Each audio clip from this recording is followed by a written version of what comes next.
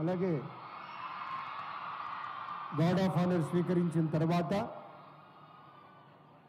విచ్చేసినటువంటి పెద్దలందరి తోడుగా శంకుస్థాపన కార్యక్రమంలో పాల్గొన్నామని చెప్పారు కదా. గౌరవనీయులు పెద్దలంతా అక్కడ మనం విజువల్స్లో చూడొచ్చు. పొన్నం ప్రభాకర్ గారు రాష్ట్ర మంత్రివర్యులను కూడా మనం చిత్రంలో చూడవచ్చు. శాంతికుమారి మేడం చీఫ్ సెక్రటరీ మేడంని చూడవచ్చు. ఇతర పెద్దలంతా కూడాను ఆ పూజాది కార్యక్రమాల్లో పాల్గొంటూ మన వైస్ ఛాన్సలర్ గారు ఇతర పెద్దలంతా అక్కడ ఉన్నారు.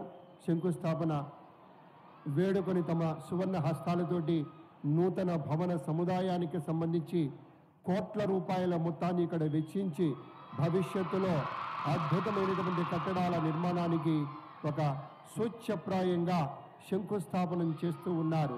రైతు బిడ్డగా ఆ పలుగు వేయటంలోనే తెలుస్తుంది ఆ సత్తువేంటో.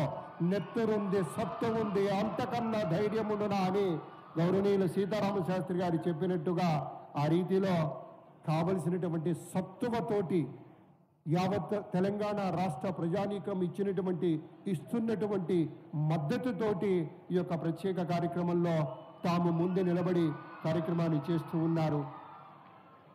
గౌరవ ముఖ్యమంత్రి వర్యులు శ్రీ రేవంత్ రెడ్డి గారు